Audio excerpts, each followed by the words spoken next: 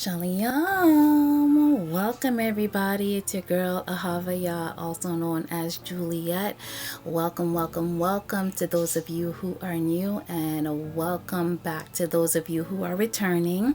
I appreciate every single one of you who take your time to watch my videos, to give me a thumbs up, a like, and who comment. And I be replying to every single one of your comments because I just like y'all to know that I appreciate every single one of you so much. So today we will be experimenting with these two beautiful ficuses.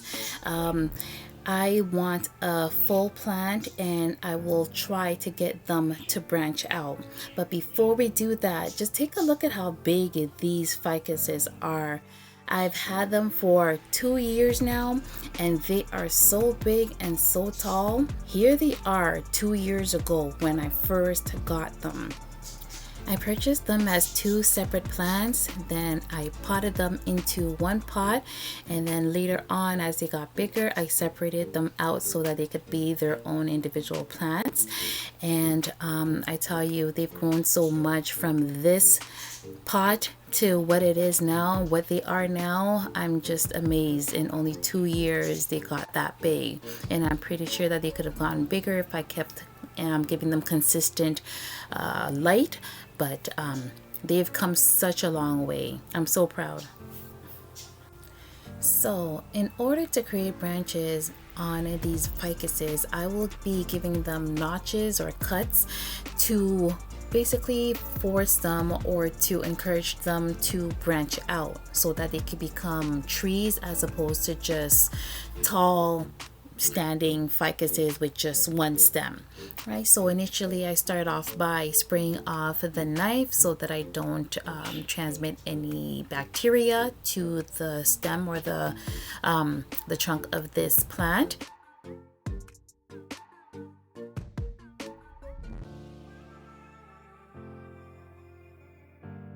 I'll be looking to make these notches right at the node on the opposite side of the leaf, and so that would create alternating branches.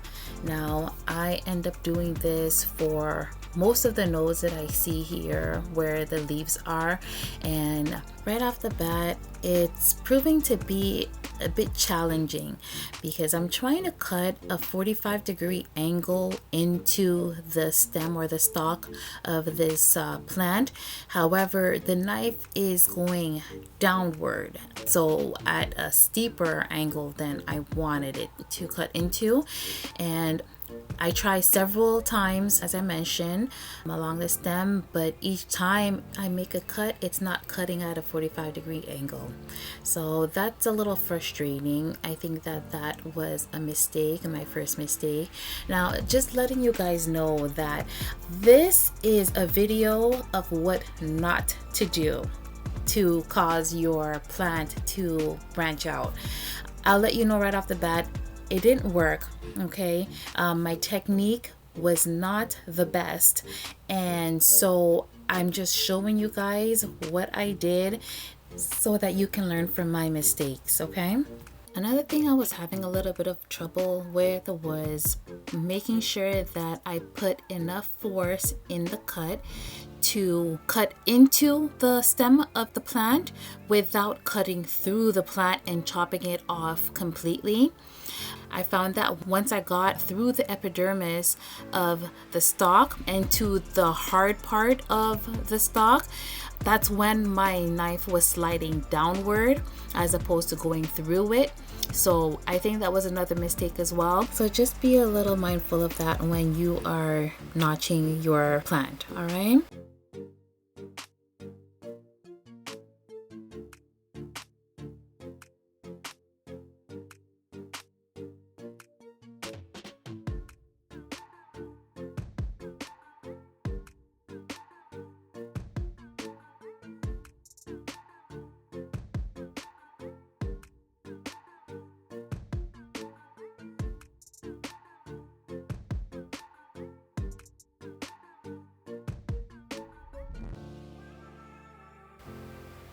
So right here, y'all see that?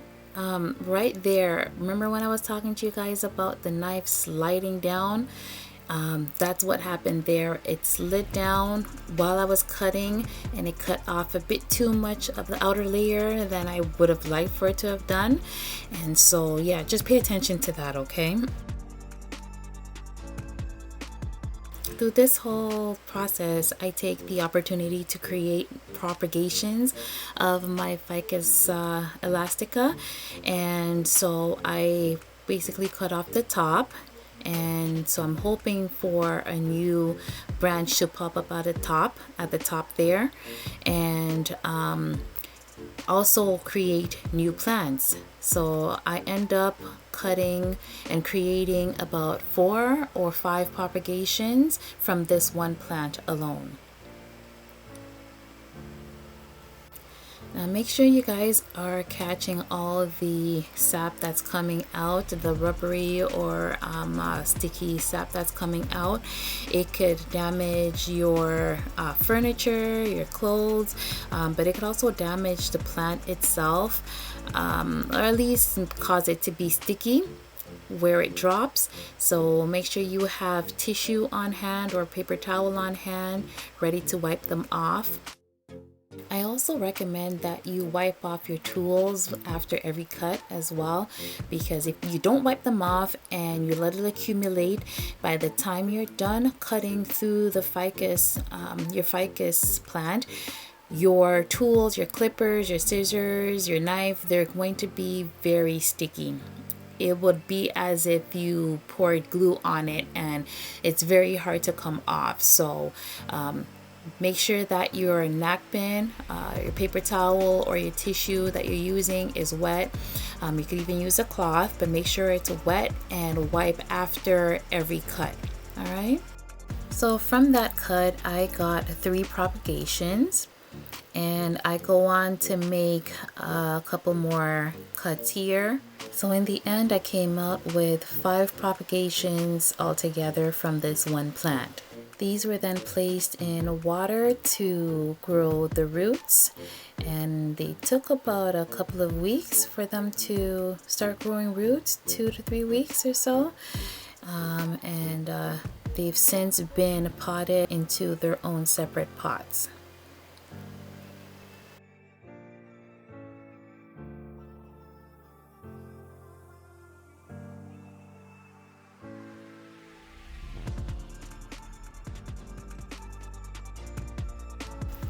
So the plant on the left will be staying here in our home, and the plant on the right will actually be going to hubby's work with him.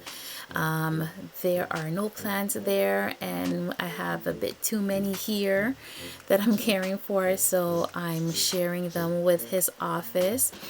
So it'll be this, my Ficus benjamina, and philodendron rojo Congo that he'll be taking to work with him. But just look at what's happening here. I decided to change out the soil and make it less compact, because as you can tell, it looks pretty solid there. There's no room for aeration, and those patches of mold proves that. Every time I pour water onto the soil to water it, the water kind of sits there for a little bit, and then it seeps through. It seems to seep through fast enough, but I don't know if it's retaining that water. It's just passing through and collecting at the bottom of the pot.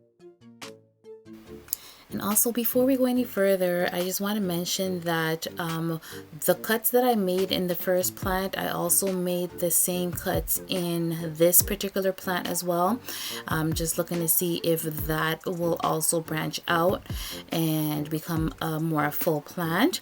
Now, I don't cut off the top of this plant. I just leave that as is. I don't create propagations off of it, but I do make notches at the nodes. So I basically work through the root ball and try to get off as much of the soil as possible.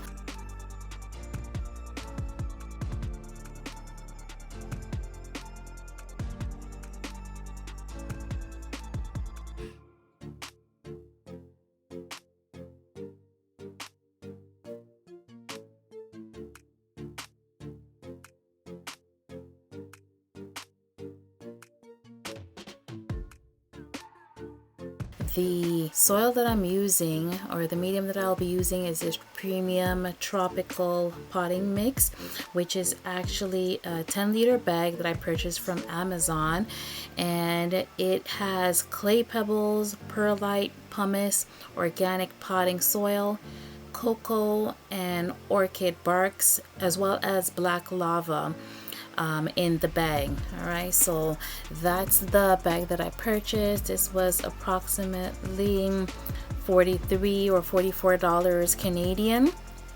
And so I start off by putting some at the bottom.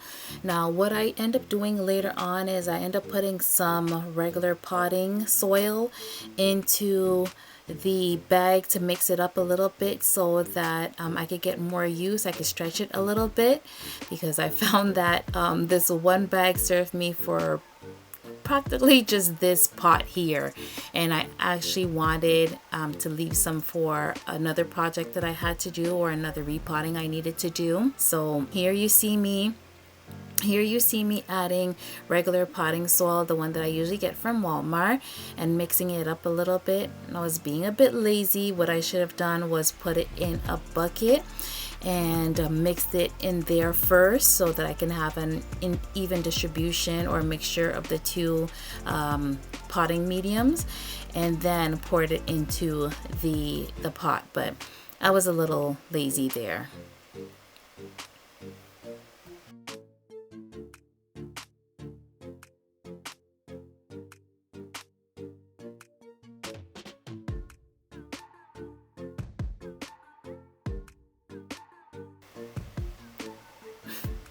See, this is what I'm talking about.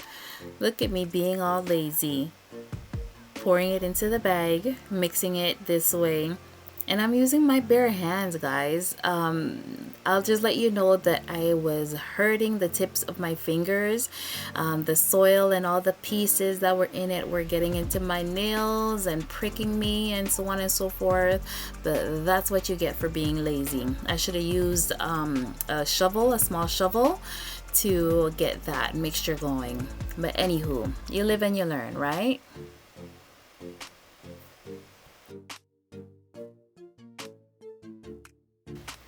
So here are the results of my little experiment. Here is the plant that is currently at hubby's workplace, and as you can tell, it has not branched out at all.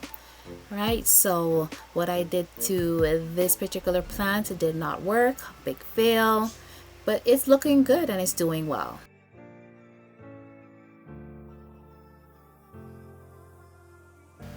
Here is the other plant that stayed at home. Upon inspection, you can tell and you can see that it has not branched out the way I wanted it to.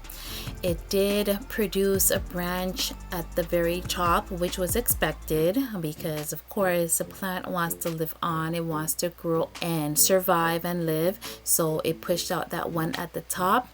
Otherwise, the only evidence that I could see of another possible branch coming out somewhere is this right here. This node, I'm not too sure what you want to call it. It's pushing out something there, and it hasn't quite done much, but if it's gonna branch out somewhere, I think it's gonna branch out there. Okay, so now look at the damage that I did to this plant, or these plants. This is what I'm talking about. When I did the notches ended up peeling off the outer layer as opposed to cutting into the stem or the stalk itself, and what's left is a mess, really and truly. So I kind of feel bad that I did this to my plants, but they've survived and they're doing well. This is the damage that was caused when my knife slipped while trying to make that cut. Yeah, it took off a lot of the outer layer. Alright guys, so that's about it. Here are a few takeaways from my experience, alright? So when you make your cuts or your notches, make sure you cut between the node and don't cut through the node. Make sure you're cutting at a 45-degree angle. And also make sure that you cut a little into the inner part of the stalk or the branch, not the branch, but the stem, but not through it as to cut it off completely. All right. I will be reattempting this in the springtime in order to see if I could get the plant to branch out and create that bushy plant that I'm looking for. If you enjoyed this video, give me a thumbs up, and also subscribe to my channel if you want to continue learning from my mistakes and my experiences so that you can grow a beautiful and lovely houseplant collection. All right. Thanks for watching, guys.